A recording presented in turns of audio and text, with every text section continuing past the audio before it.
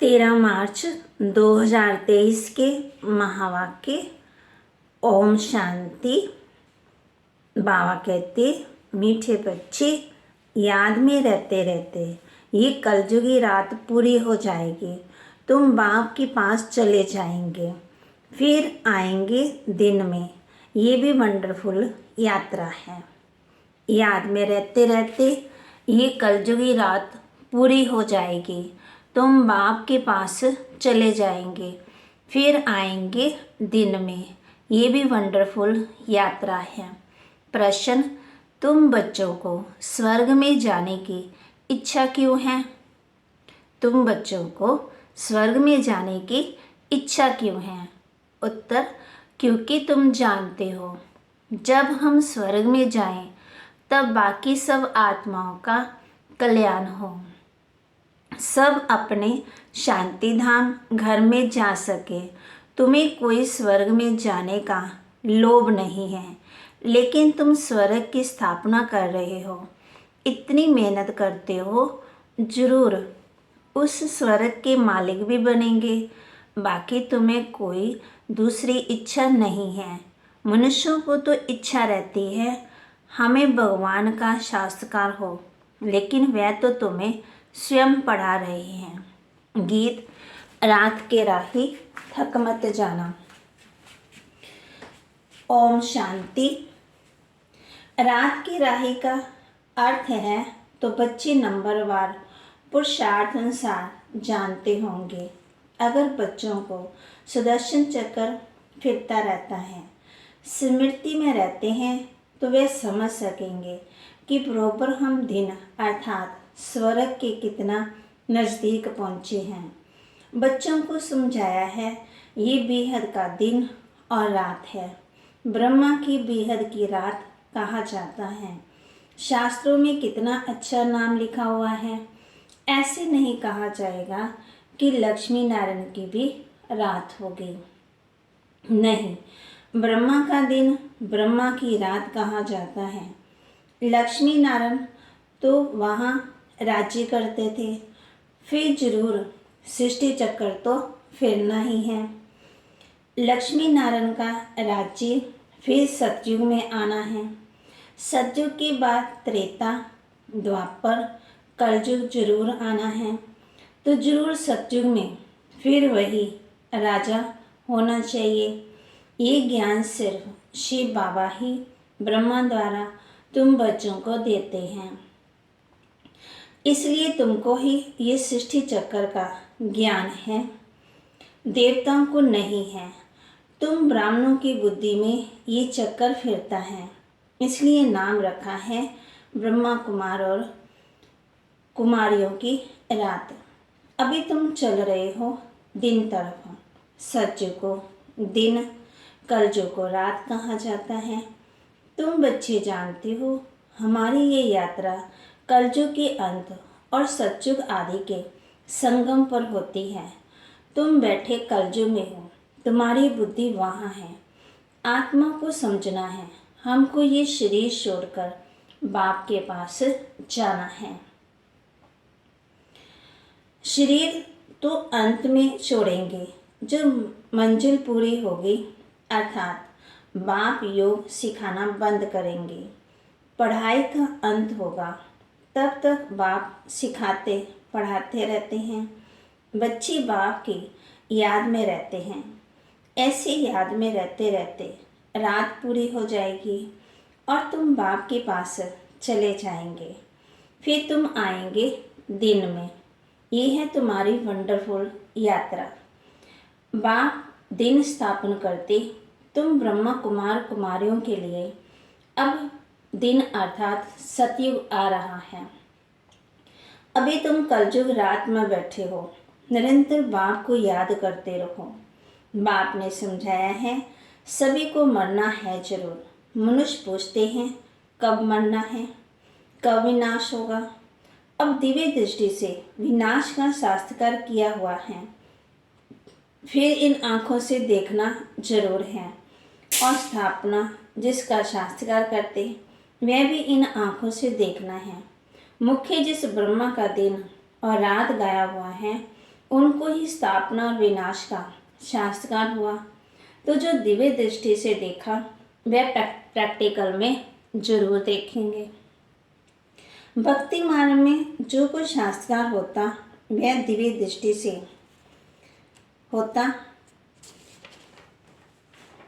तुम भी दिव्य दृष्टि से देखते हो, तुमको किसी चीज की इच्छा नहीं रहती। सन्यासी लोगों को इच्छा रहती है परमपिता परमात्मा को देखने की। यहाँ तुम बच्चों को तो परमपिता परमात्मा खुद बैठ पढ़ाते हैं। तुमको इच्छा है स्वर्ग में जाने की। बच्चे जानते हैं कि हम स्वर्ग में जाएंगे तो सभी का कल्याण हो जाएगा। अभी तुम बच्चे जानते हो बेहद का बाप जो मनुष्य सृष्टि का रचयिता बीज रूप है, वो झाड़ के आदि मध्यंत को जानते हैं। हम उस बाप को और उनके वर्षे को जानते हैं, जैसे वे झाड़ होते हैं जानते हैं। अभी इसमें सेब लगेंगे, है ना, या बनाना लगेंगे। बीज बोने से पहले 2-4 पत्ते निकलते हैं, फिर झाड़ बड़ा होता जाता है तो वह है जड़ बीज। ये बाप है मनुष्य सृष्टि का चेतन बीज रूप, उसे ही नॉलेजफुल कहा जाता है। बच्चे जानते हैं ये पाठशाला है जिसमें ये विद्या माना पढ़ाई मिल रही है और तुम योग भी सीख रहे हो। इस विद्या से तुम भविष्य प्रिंस प्रिंसेस बनते हो।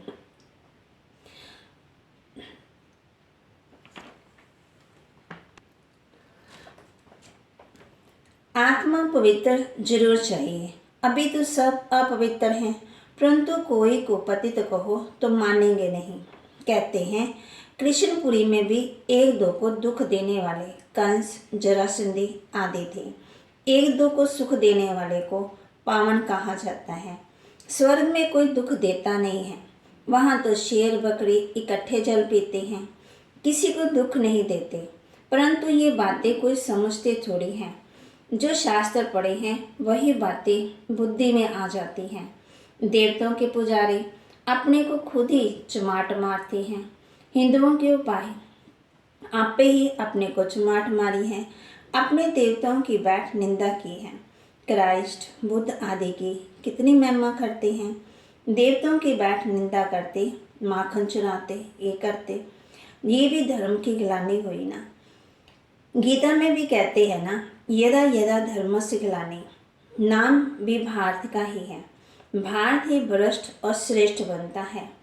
कहते हैं जब धर्म की अति ग्लानि हो जाती है तब भगवान को आना पड़ता है। श्रेष्ठ थे लक्ष्मी नारायण, भ्रष्ट मनुष्य श्रेष्ठ को माथा टेकते हैं। सन्यासी भी पवित्र रहते हैं परंतु भगवान को जानते नहीं, अपने को ही भगवान कह देते हैं। बाकी दूसरे जो भी गुरु आदि हैं पतित हैं, विकार में जाते हैं। पतित कहा जाता है विकारी को। वे पावन को नमस्कार करते हैं, सन्यासियों को गुरु करते हैं, तो भी इसलिए कि हमको आसमान पावन बनाए। आजकल सन्यासी तो कोई मुश्किल ही बनते हैं, फिर गृहस्थी को गुरु करने से क्या प्राप्ति होगी, जबकि वे खुद ही पतित हैं। परंतु नई आत्माएं आती हैं, दोनों की कुछ महिमा निकलती हैं। किसी को पुत्र मिला, किसी को धन मिला तो खुश हो जाते हैं, फिर 1-2 को देख सब गुरु करते रहेंगे। वास्तव में गुरु किया जाता है सदगति के लिए। मैं जरूर 5 विकारों का संन्यास किया हुआ पवित्र चाहिए। बाकी गृहस्थी गुरु करने से क्या फ़ायदा है। बड़े बड़े गृहस्थी गुरु हैं जिनके हजारों फॉलोअर्स हैं। कोई एक ने गुरु किया तो वह गद्दी चली आती है, शिष्य लोग उनके पांव धोकर पीते हैं, तो इसको अंधश्रद्धा कहा जाता है। मनुष्य बल घाते हैं परंतु हे भगवान अंधों की लाठी दो, परंतु इसका अर्थ नहीं समझते। माया क्या करती है, बुद्धिहीन माना अंधा बना देती है, सब पत्थर बुद्धि बन जाते हैं। इसलिए बाप कहते हैं ये जो योगी शास्त्र आदि है ना, इन सब का सार मैं आकर के सुनाता हूँ। नारद का मिसाल देते हैं, उनको कहा तुम अपनी शक्ल तो देखो, लक्ष्मी को वरने लायक हो, लक्ष्मी तो स्वर्ग में होगी। अभी तुम जानते हो हमें पुरुषार्थ कर भविष्य लक्ष्मी को व नारायण को वरना है। तो यहाँ की बात है ना, शक्ल मनुष्य की है, सीरत बंदर की है।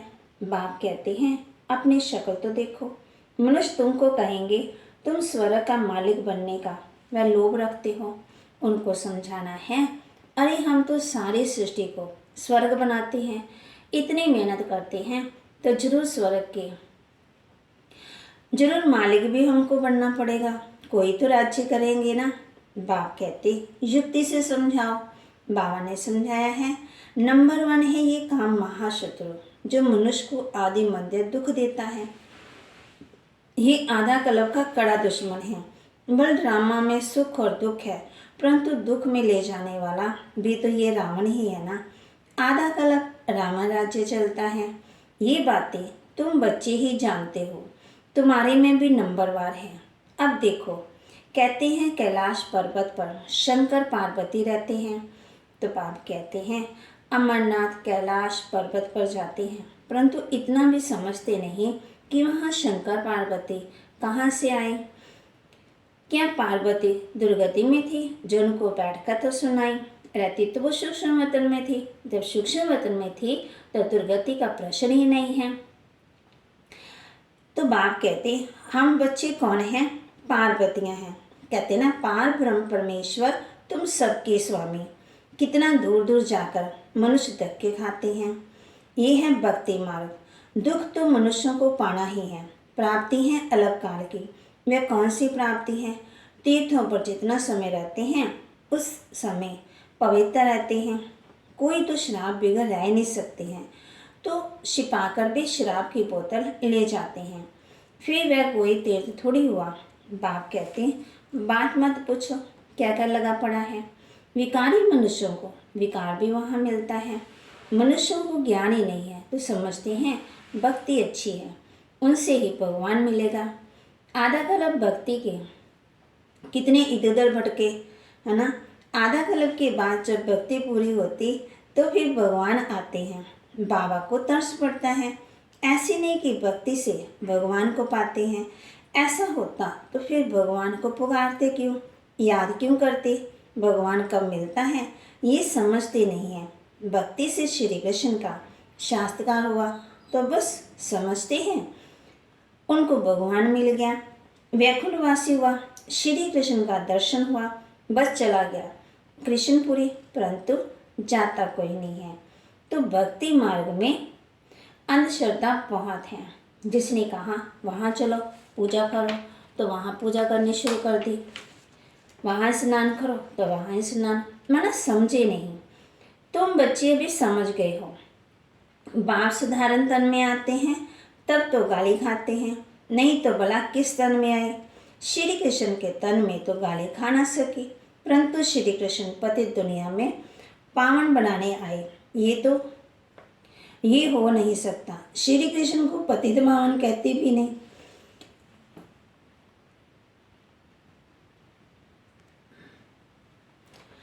श्री कृष्ण परंतु श्री कृष्ण पतित दुनिया में पावन बनाने आए, ये तो हो ही नहीं सकता।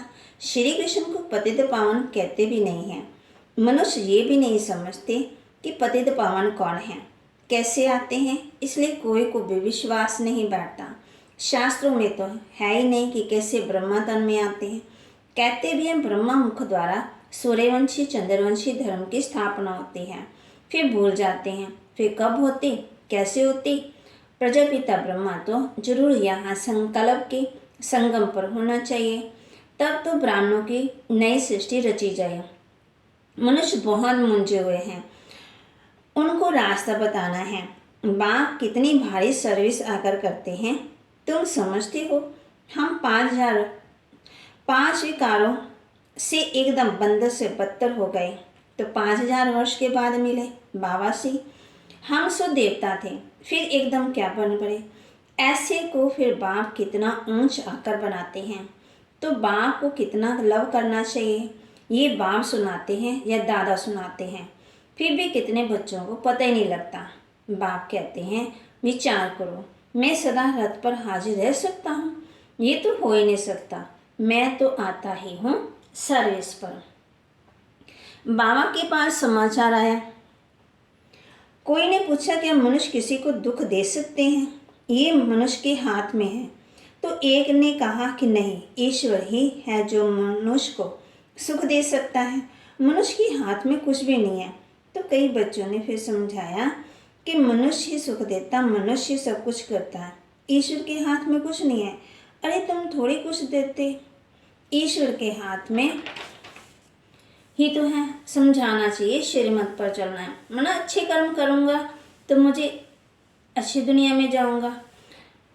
परम पिता की श्रीमत बिगड़ कोई सुख दे ना सके। अपनी बढ़ाई नहीं करनी चाहिए। हम श्रीमत पर सारे सृष्टि को स्वर्ग बनाते हैं। तो देखो कितनी भारी बोल बच्चों की होती है। वह कहते हैं ईश्वर के हाथ में है, ईश्वरी दुख देते सुख देते।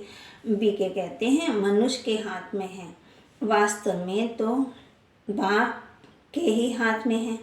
श्रीमत बिगड़ कुछ कर नहीं सकते मनुष्य, बिल्कुल ही। बाप कहते हैं पत्थर बुद्धि बन गए। बाप कहते हैं रावण मनुष्य को पत्थर बुद्धि बना देता है, मैं आकर के तुमको पार्श बुद्धि बनाता हूँ। अच्छा कर्म किया तो मैंने किया, बुरा कर्म किया तो भगवान ने किया। बाप की महिमा करनी है, महिमा सारी बाप की है। हम श्रीमत पर चल रहे हैं। ईश्वर बिगड़ मनुष्य को कोई श्रेष्ठ बना ही नहीं सकता है।